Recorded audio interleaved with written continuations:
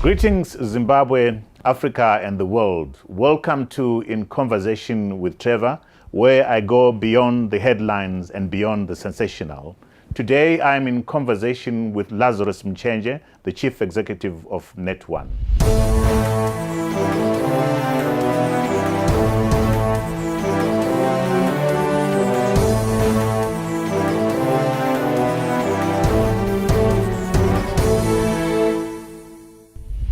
Lazarus Muchenje, welcome to In Conversation Hi, Trevor. with Trevor. Sure, thank you so much. You have been at the helm of NetOne for just over a year now. Correct. What has been the experience? Well, Trevor, it's been quite exhilarating. It's been a great experience. Right. It's good to be back home. Right. And, it's good to be heading one of the key industry players in Zimbabwe. Trevor, for me, leading NetOne is a privilege, right? It's not a right, it's a privilege. It gives me an opportunity to shape the telecommunications sector in Zimbabwe, and with that also shape the lives of many youngsters who, for them, the future is all about telecoms and ICT. So creating that future for them, together with them, that's quite exciting. You came in from outside, from the diaspora. That's right. With a very interesting career in the diaspora. Do you mind sharing your journey outside the country before you came in? Well, sure. It's interesting. I'm seen as a telecoms guy today, but when I left the country, I was just an accountant, and I went to join the most, primary industry, if you can think. I was with the company selling caterpillars. That's actually how I left Zimbabwe. So I started in the primary sector. But subsequent to that, I then joined a small little company, which was called Vodacom. Which was starting off then in South Africa, and that was quite an exciting journey. We built that company from a small little company to $1 billion company today. I subsequently left after having been in Vodacom International, Vodacom South Africa, worked in the DRC and on the continent in general. I then left and I went into banking with what is today probably the biggest bank by market share and by market cap, with the First Rand Bank, where I ran their mobile payments platform company that was operating on the African continent. Very interesting, that was actually the first company to do mobile payments in the world, having been formed in 1998. So that was quite an adventure for me. So I've been in telecommunications, I've been in banking. I then left. I actually purchased that company from First Rand with my management. So we did a management buyout. We ran it for a while. Had great success with the World Bank project in the Congo. We're the payments partner for the World Bank in the demobilization of basically the peace process in the Congo. So we did quite well. We sold that company. I moved on. I went into mobile advertising with some friends. We sold that business in 2017, and in the process of that sale, this NetOne opportunity came up, and I thought, well, maybe it's an opportune time for me to go back home and make a difference. So you are an entrepreneur in a way. Yes, I've been an entrepreneur for 10 years. I first purchased the company from First Rand in 2008. And your journey has resulted in you receiving one of very interesting accolade, being recognized for what you've done in the promotion of electronic transactions across the continent. Tell me about that, and what had you done for you to be able to receive that award? Yeah, Trevor, that came about during my stint running CellPay. We, like I said, we actually bid against major European and American companies to become the World Bank's payments partner in the DRC. The task was enormous. DRC is bigger than the whole of Western Europe put together, right, without the infrastructure. And we had to pay demobilized soldiers for 2 years in the place where they were demobilized to, using mobile payments, at a time when there were no mobile payments except our system in the world. So we managed to get it right. We paid out over $100 million over 2 years, quite successfully.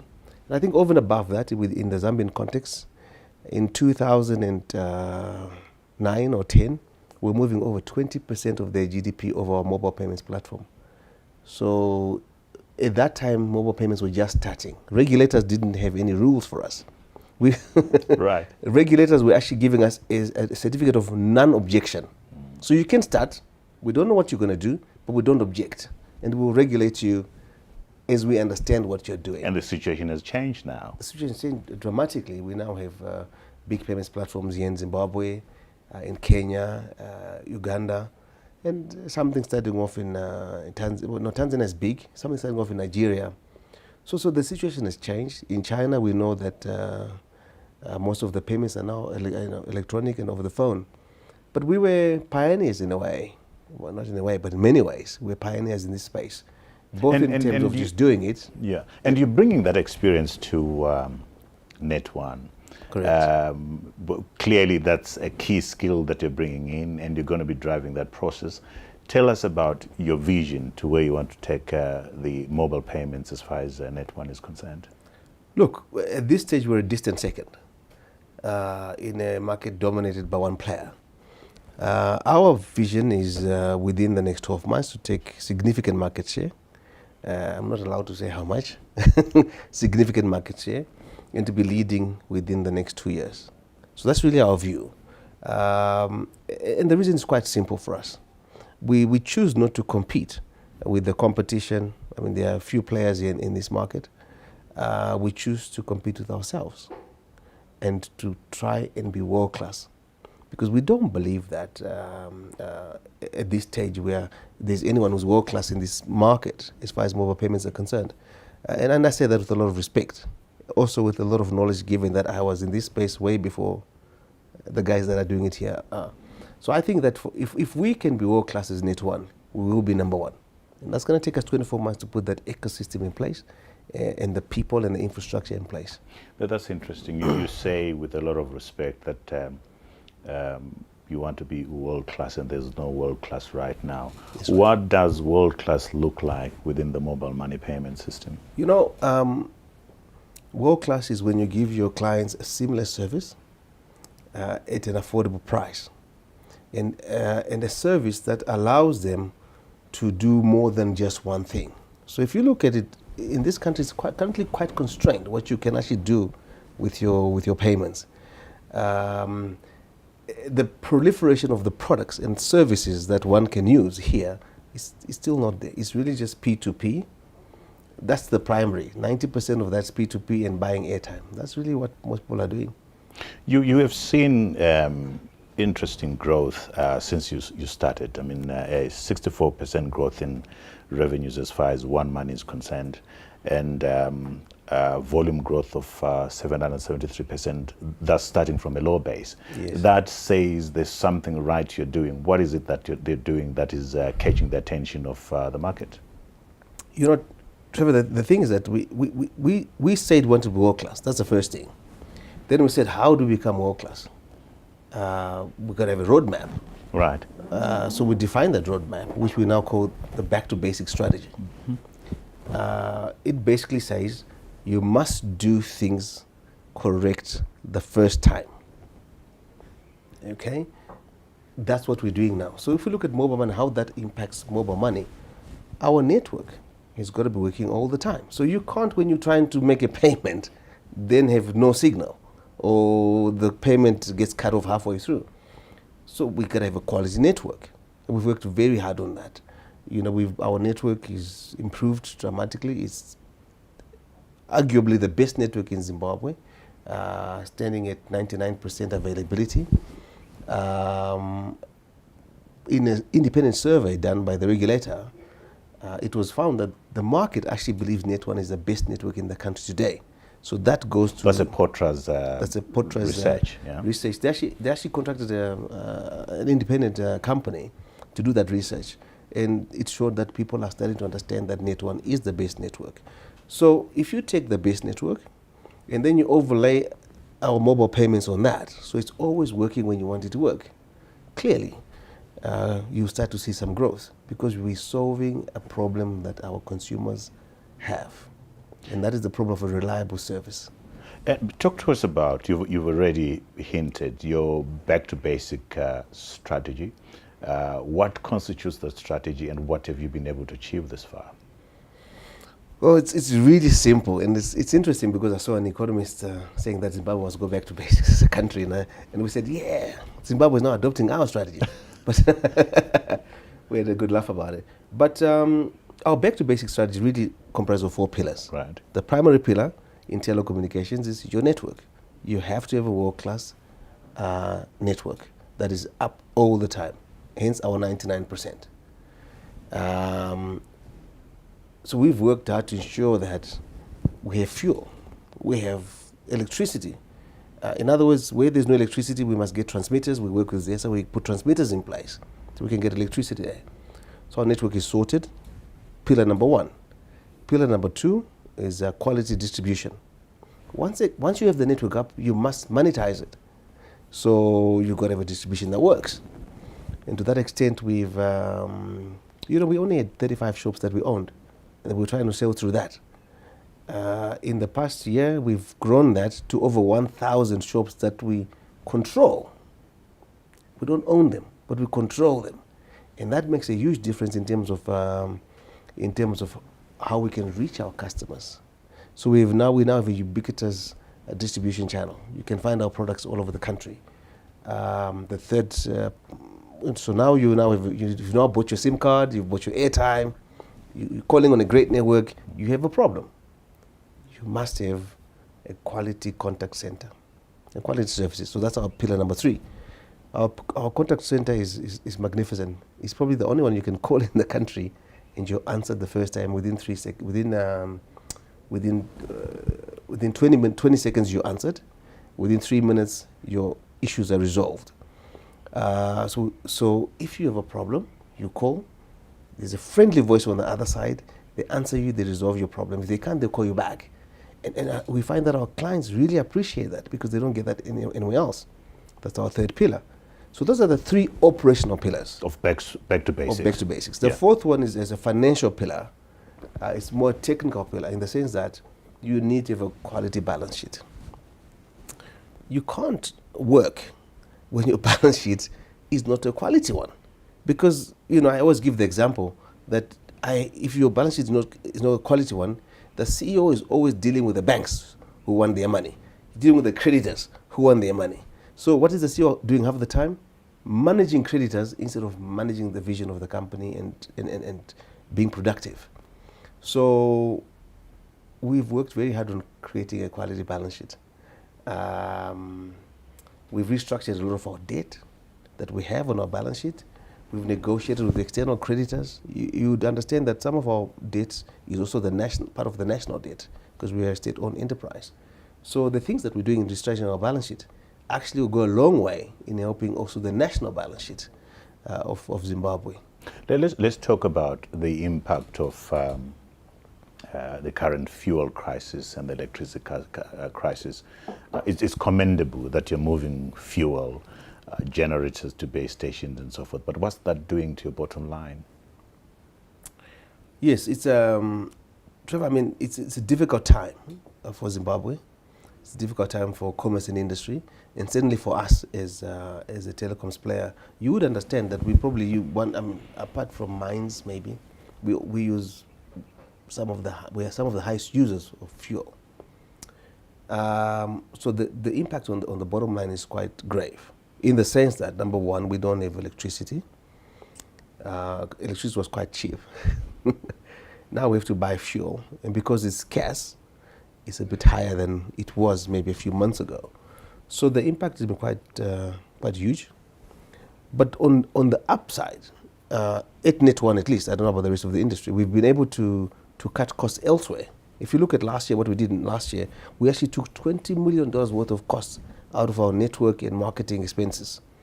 So we've got a very agile and lean cost base that we're working with, and that helps us to survive even these challenges we're facing now with high fuel prices and more fuel usage today on our network.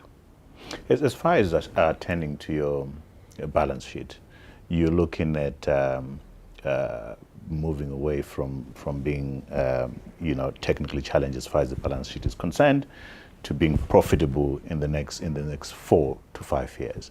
How feasible is that? Are you on track? I think we're ahead of our schedule.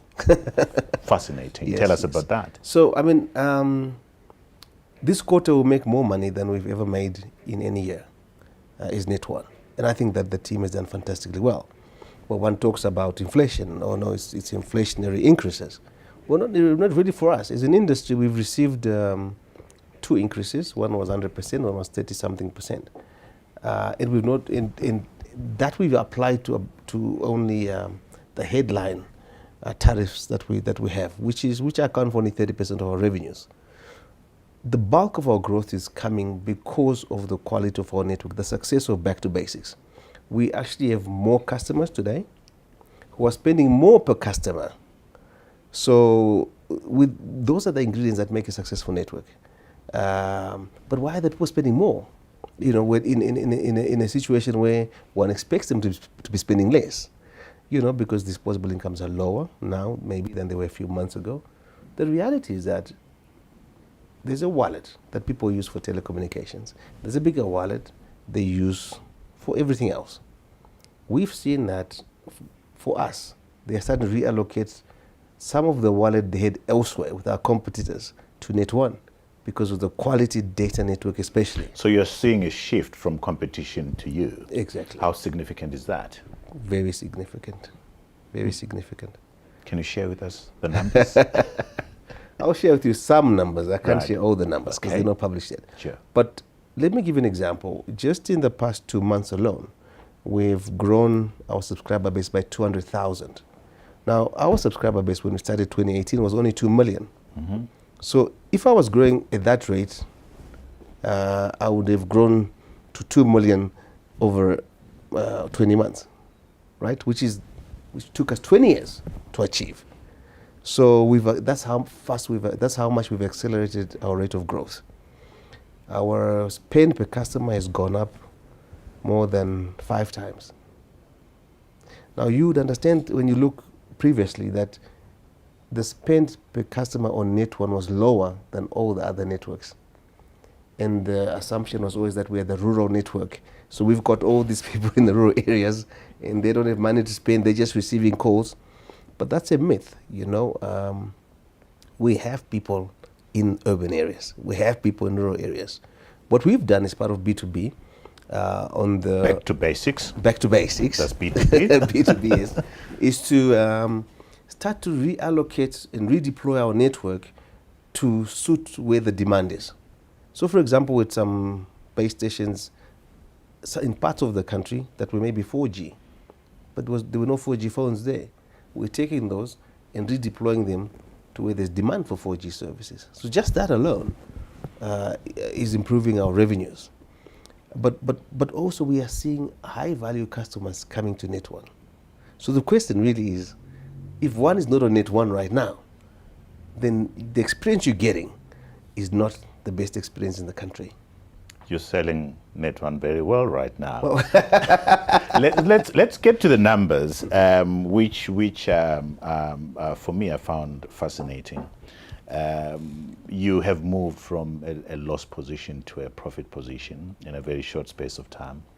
You've grown your subscriber base by 25% from 2.6 million to 3.3 million. That is 2017, 19, 18. That's 2017 to 2018. You've grown your revenue base by 13%. You've grown your data subscribers by 5%. You've grown your data revenue. And the question that I have for you is, how have you done this? You know, Trevor, the Zimbabwean people were yearning for an alternative to what was there. And we at NetOne, by providing quality service. Now, this is not only about the network now, it's also about how we conduct ourselves with our customers, how we conduct ourselves in the community. So we also defined ourselves last year as the caring network. So we're the network that identifies with the communities that we do business in. And when you do that, you start to find that people actually want to work with you. They want to be associated with you because you are the network that's not only taking money from them, but you're also investing in those same communities. But, you know, the primary reason for the growth really is the application of our people and the deployment of our capital and equipment in the right areas. So but my primary role as a Chief Education Officer at NetOne is to optimally deploy the resources we have, whether they be people or capital or infrastructure. We've done that quite well with the team over the past 12 months. So once you do that, and then you say, guys, let us be world class in everything we do. When we come to work, let us make sure that we are better today than we were yesterday. People stand up and notice. As you're talking to me, I'm listening to you with total, fascination, and because we're talking about a parastatal, okay, state-owned enterprise, and state-owned enterprise, and state-owned enterprise, and in most instances, people associate state-owned enterprises and parastatals with all things negative. But I've just looked at your report. I'm listening to you right now, and I'm hearing a different story. And I'm saying, where is this coming from? And you're saying to me it's a combination of technology, it's people, the Chief Education Officer being yourself. What would you say has been the number one thing that has made you, in a very short space of time, to be able to achieve the kind of results that you've been able to achieve? Culture change. Culture change. Culture change. How sustainable is that? We've sustained it now for 18 months, and it's getting a life of its own. People love to succeed. Nobody likes to fail. So at first you start off and you're preaching something that is foreign, but after a while people embrace it because they see their success, and they are succeeding, and they are being applauded, and they want to do more of the same that gets them the applause. So, and the other thing also that we've done, Trevor, is that we're getting champions of excellence, because you have to create centers of excellence which people can rally around in their own little communities, because there are many communities in the business. You have to create within each community a center of excellence with a champion of excellence that can create a continuous vibe and demand for excellence. This is culture change in an organization that has 714 people. That's a huge achievement to have notched inside just 17 months? Mm-hmm. Well, thank you, Trevor. I'll take that as a compliment first. Right. But it becomes easy if you're very clear about what you want to do. Now, I think my team and I, and our board, we've always been quite clear about that we want to be world class, and that here's a roadmap. It's not a complicated story on a paper about your mission, and our roadmap is very clear. And when you're clear about what you want to do, then you can lead easily. But if you're not clear about exactly where you want to go and what you want to achieve, it's not easy to lead. I often tell my exco that my executive team that our actions and our words are signals to the company, because I can't come into contact with all the 700 people, but they can hear what I say and they see how I act. And these signals are very important. So every day we intend to send out positive signals about world class, about being the best, about changing our company and our country positively. And and I also engage with the staff at least once every quarter. I go around the country and I have staff briefings where I encourage the staff and I share with them the journey that we've started, which is a great journey, and they love that. They love to see that, oh wow, we're succeeding. We've always been told we're not succeeding, we're not good enough. But is this, you can't succeed. You can't succeed. Is this really us? And you start to see the belief in the eyes. You can see the gates. The way the people walk has changed. Do you think if the proverbial bus ran over the Chief Education Officer, this culture change would sustain? I think it will outlive me, yes. I think the NetOne community now understands what it is to be world-class winners. Like I said, you should see the spring in their step. Good. And I don't think that will be extinguished by one person not being there. Lazarus, talk to us now about your vision to transform NetOne into a digital service company. What does that look like? Yeah, well, I think being digital starts off by having a quality data network or a world-class data network. We're now going towards 5G. 5G is going to be running on high-speed, highly reliable data, and we've started that investment now. We've got investment. Can I hold you right there? Sure. NetOne is investing in 5G. We're investing in 5G-ready infrastructure. Okay. 5G works in an environment where it's not just the network, but your devices must also be ready. So we don't have devices that are ready yet. If you ask me, there may be 3 countries in the world that are ready for 5G today, and they're all in Asia. So that just tells you. But we must be 5G ready. Okay. Because it's not going to take 2-3 years to get there. So as we invest today, and we're investing $71 million over the next 2 years in infrastructure, that infrastructure is going to be 5G ready. Okay. So that's the basis, the foundation. I interrupted you. Sure. Talking to us about your digital service company vision. Yes. So that's the journey. The journey starts by putting in place the digital infrastructure that is fast and highly reliable, and that's 5G ready. The second part of it says, well, now you've got this pipeline. What are you going to do with it? So you've got to make decisions. What content are you going to put on there? Because people have to consume content. And today, you can make one of 2 choices. The first choice is, do you create content yourself, create a content company, or do you partner with content partners? And so I think in our journey, we're not going to compete with content partners. I think there are enough of them.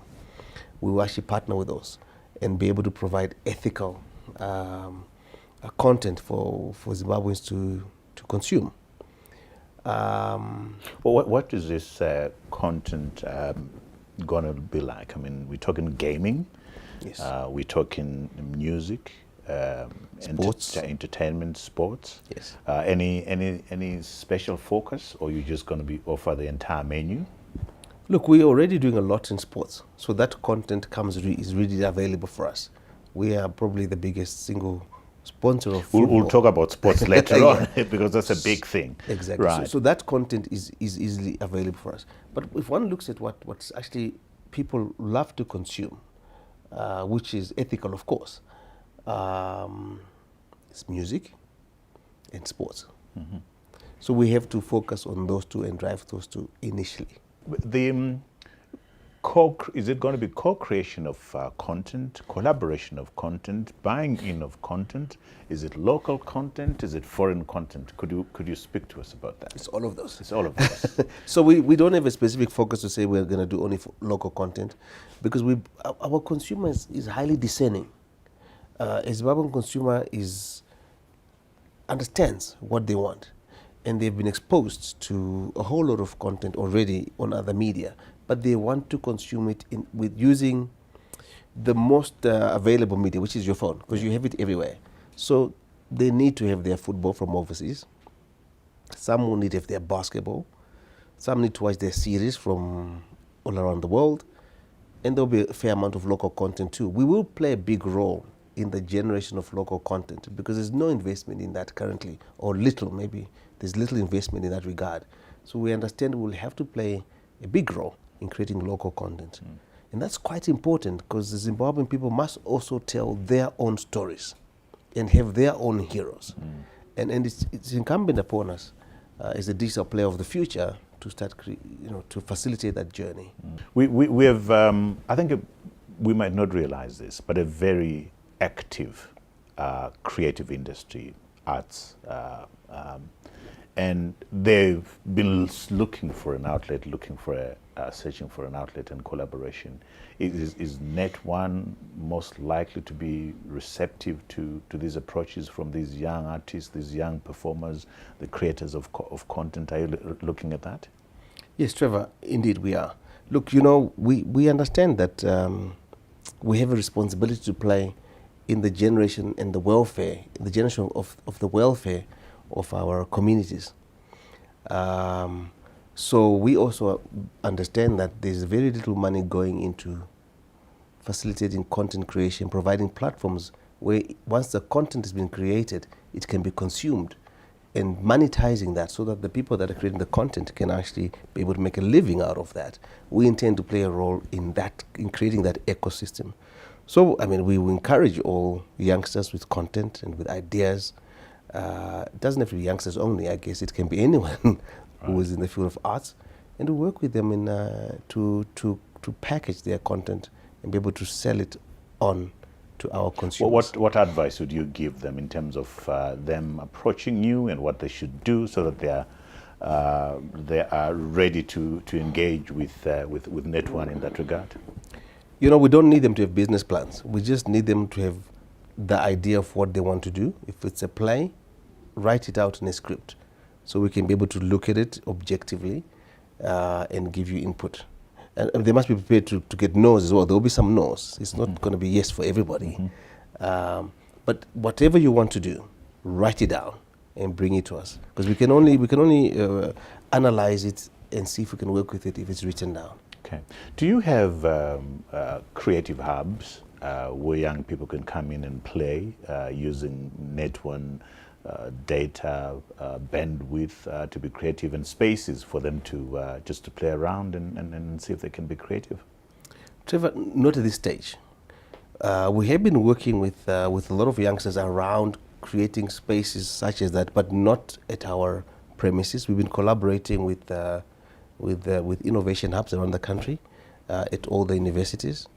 At this stage, I'm actually quite happy to say that we are funding 75 youth who are training to be Google developers for Google Apps.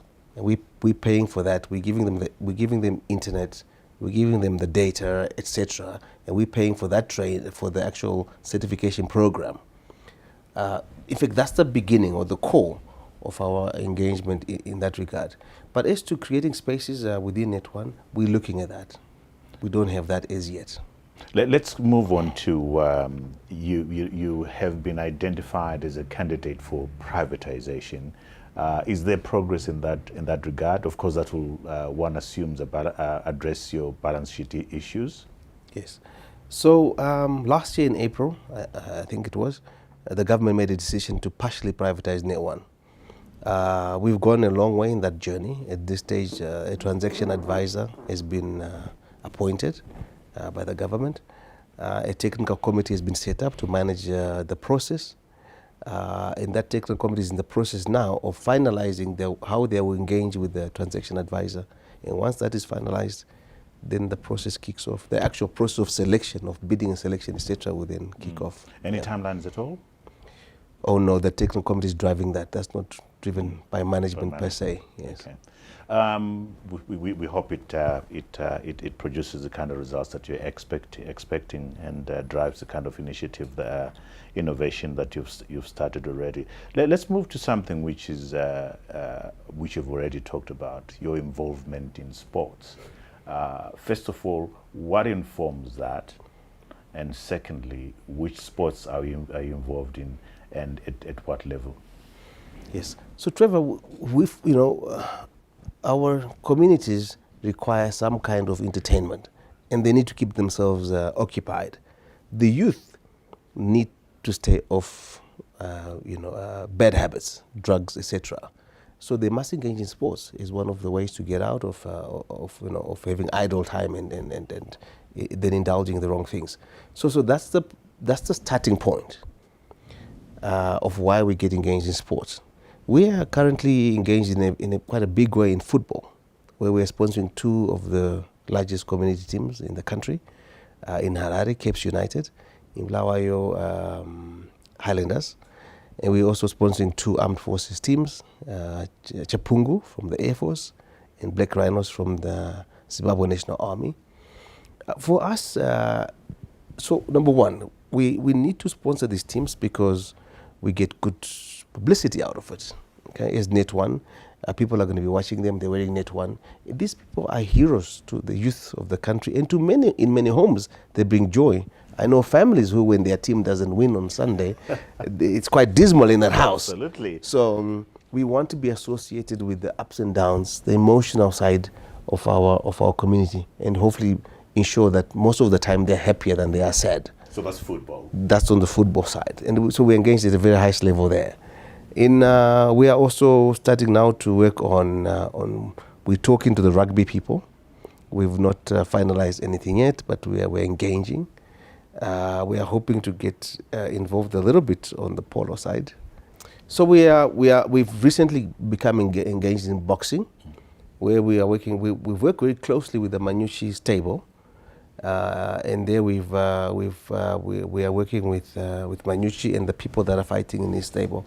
And at this stage, we're very happy that the very first fight that Muchenje did, he actually won an intercontinental belt, and now the next fight that he has, which is on Saturday the 28th in Harare, he's actually fighting now for a world title. So we're very happy as NetOne, because we see ourselves as world winners and world beaters, to associate with another world-class athlete. And we hope that he wins, and that he becomes a role model for many youngsters in Zimbabwe, and that these kids can walk away from the streets, go into boxing parlors, start to train, and earn the discipline that comes out of being part of a sport, and become better citizens overall. There are risks of associating a brand with sports sometimes. Yes. There are downsides. Are you alive to those? And have you had any experiences that have made you rethink that strategy? Yes, we are very alive to that. Being in football can be quite scary sometimes. So when we've experienced some downs in the past 12 months with one of the teams in football, one must be able to create that space where you can be honest with the teams that you're sponsoring when things are going wrong, so that they don't tarnish your brand, and also they don't damage the good work that we are doing in the community. But it's a measured risk, it's a calculated risk that we are willing to take.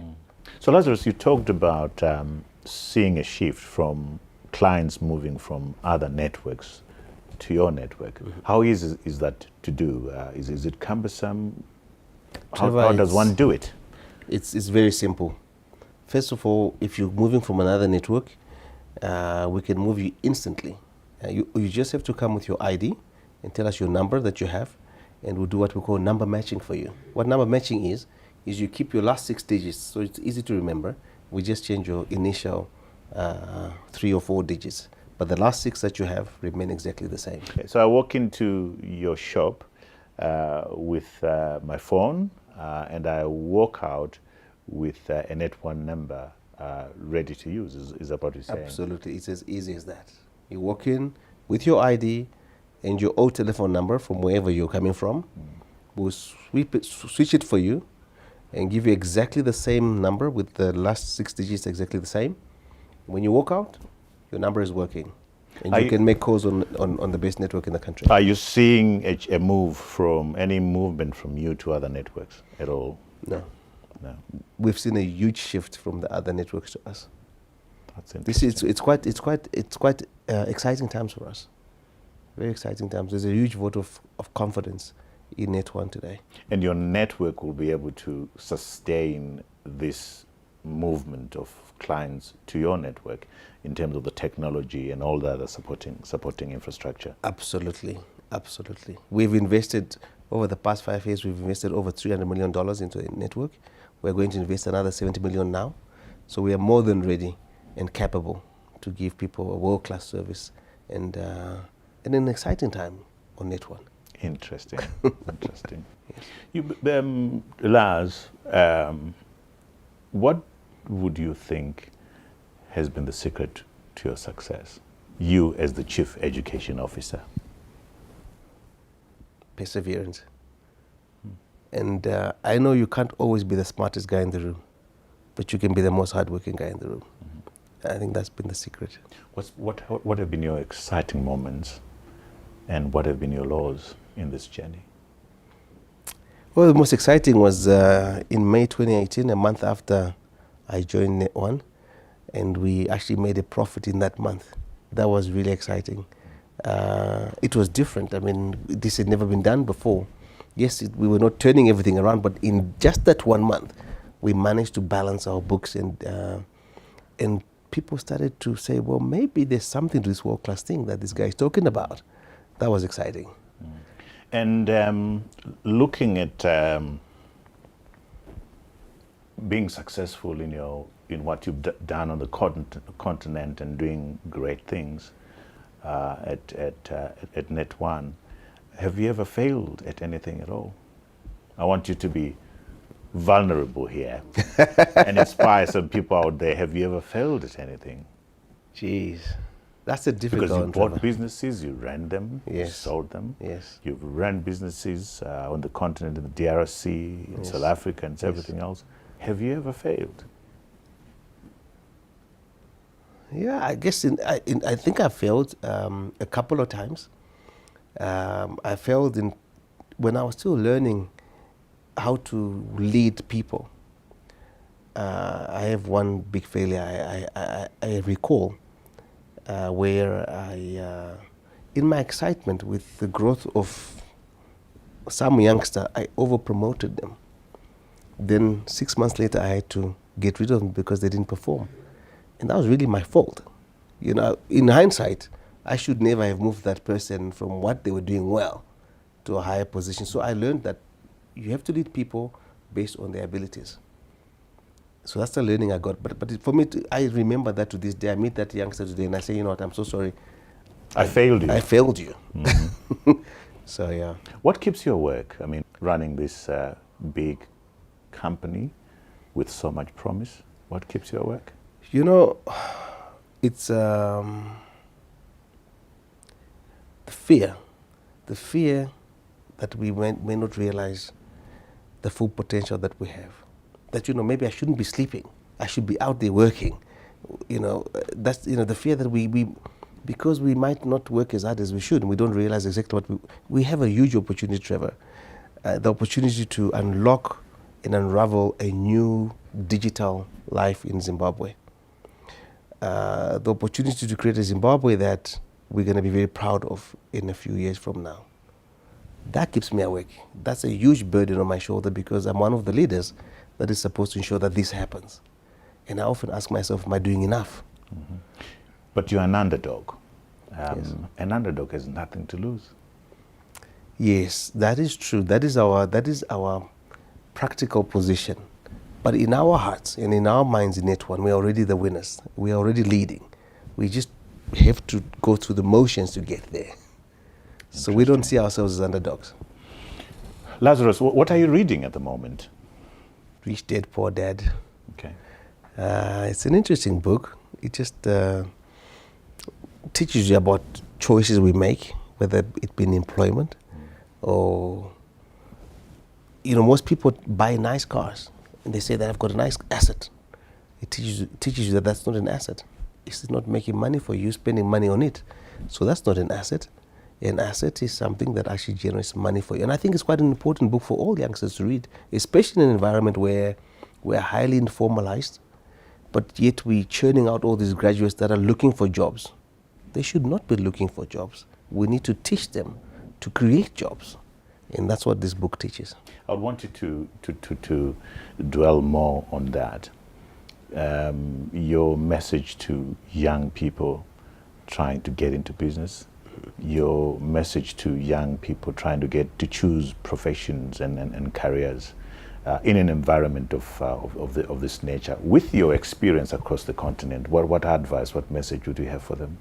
Well, the first thing is that I think you have to believe in yourself. That's the first thing. You have to listen to that inner voice inside you, because it's not your mother, it's not your father. Bless them, they will guide you. But you must listen to yourself and be confident enough to stand up for what you think will make you happy and you can excel at. That's the first thing. You must be confident and make your choice. Then you must be resolute, because you will fail. And they will tell you, we told you so. Guaranteed. Yes, it's guaranteed you fail. Then they will tell you, we told you so. But don't be deterred. If it's your journey that you've chosen, you only fail if, when you fall, you stay down. But if you get up, you've not failed. So you have to make the choice first, be confident, then be resolute, continue believing, and keep working hard at what you chose to do. And the graduates today, the youngsters in high school, stop thinking about the job you're going to get. Start thinking about the job you can create. We at NetOne, we're already giving youngsters an opportunity while they're in university already to start learning about how to run a business. We're giving them airtime business that they can run. So we've started now with champions in the universities. We've got champions in probably all the universities now that we are teaching how to run an airtime business. And from that, they can get key skills that can help them to become entrepreneurs going forward. So we're playing our little role, but I see that growing as we partner with other companies, with other professions, such as the accounting profession, to help these youngsters to start learning how to run their own business while they're still at school. You've described to us what keeps you awake, the fact that as you are in bed, you feel like you should be working, which is dangerous. How do you relax, Lazarus? How do you relax? What's your mode of relaxation? Yeah, well, I swim, and I do mountain climbing. I've climbed Mount Kilimanjaro. I've just celebrated with my friends that I went up Kilimanjaro with 20 years ago. We just did a 20-year get-together. Wow. Last week. I've climbed it twice. I climbed it 10 years later. Wow. So I climbed in 1999 and 2009. So I'm going to have a 10-year celebration with my 2009 group. So so that's what I do. You know, I've climbed the highest mountain in Europe. What highest mountain in Europe, sorry? In Europe, yeah, it's called Mount Elbrus. It's between Russia and Georgia. And my objective is to climb the 7 highest mountains, one on each continent. So I've done Africa and Europe now. And what drives that? Why do you want to climb mountains? People will ask. I want to challenge myself, you know, and also there's an inner peace that you don't get anywhere else, except maybe when you're diving. I do a bit of diving as well, and you're way under the sea. There's an inner peace you get when you're on the mountain, and in my busy world, and I guess in all our busy worlds, it's so hard to shut out everything. But when you're on this mountain, you can actually, there's no cell phones. It's just you and your thoughts and the challenge at hand. So you have had experience on the continent. You are saying you're building a world-class company. Would you take NetOne to the continent? Oh, first of all, that's a shareholder question. But if I was to get that approval, the answer is yes, and we would win. Fantastic. Lazarus, it's been good having you on in conversation with Trevor, and we wish you all the best. Thanks, Trevor. In your journey to turn NetOne into a world-class company. Thank you so much for coming. Thank you for having me here. Thank you. Thanks, Trevor.